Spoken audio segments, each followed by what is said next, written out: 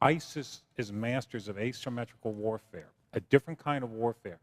They're not going to go after the hard targets. They're not going to go to Fort Hood or Fort Bragg.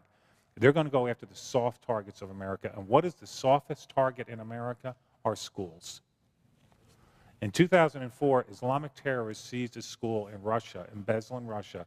They murdered over 300 children and faculty. That's their playbook. They will go after churches, they'll go after synagogues, they'll go after schools. Why? Because it's almost impossible to defend. And also, that is a knife into the heart of all of us, our children. These are masters of modern social media. They commit their satanic acts within minutes. They have high-quality production. In fact, one of their heads of global communication was educated at Northeastern in Boston and went back, and thousands of Westerners are going in and joining these people. Essentially, what's happening there is, let's draw from some bad fiction. It's like Hannibal Lecters of the world are being told, you come to our place, and we'll let you do anything you want under Sharia law.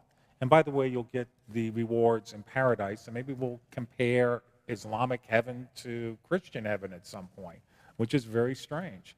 So at least the Australians broke up one cell. But recall, only several weeks ago, some members of Congress were openly saying there's at least 200 that we know of have already infiltrated into the United States. So if that's the one you know, how many do we not know? That's what I'm hearing from some people, declassified, just conversations with folks in the military saying, they're already here. They're already embedded. They're just waiting for the signal to go. And I fear it's going to be quite soon, because that's what they promised.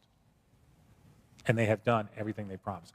One other point to make is the leader of ISIS was a POW we held and then was released in 2009.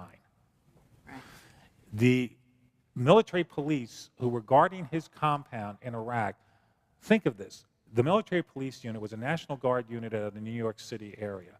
Many of the men in that military police unit were firemen and policemen who undoubtedly had lost their friends, comrades, and brothers in 9/11. They're now guarding this compound in Iraq, and in 2009, we released most of the POWs, known terrorists. And the head of ISIS, who now calls himself the Caliph, one of his closing comments to an American guard was, "I'll see you in New York." That guard was interviewed only a couple months ago in a New York City newspaper, and he said, "I believe him. He's coming. I will see you in New York." How soon do you think these events could take place, if they're going to? Now. 2 months ago, they said, we're going to do it.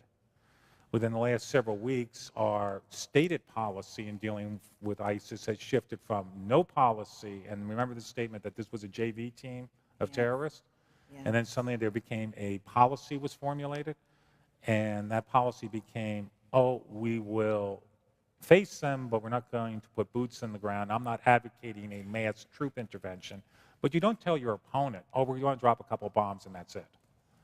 So we've had over 200 sorties. ISIS, again, masters of social media and propaganda. It looks like they've taken a hit. Remember the correspondent Foley, the first of the two correspondents to be executed.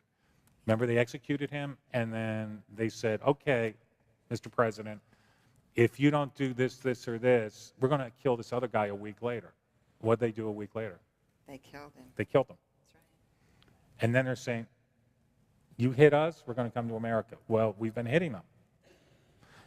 The analogy I give, Pastor, is if I'm driving home and a new neighbor has moved in and I'm hearing gunfire and I go peek over his fence and he's got a picture of me and he's shouting obscenities at me, my picture, and saying, I'm going to kill you, I think I should take him seriously. Mm-hmm. We are not taking seriously what they could very well do inside the United States now. Today, perhaps within the week, I would think definitely before the election.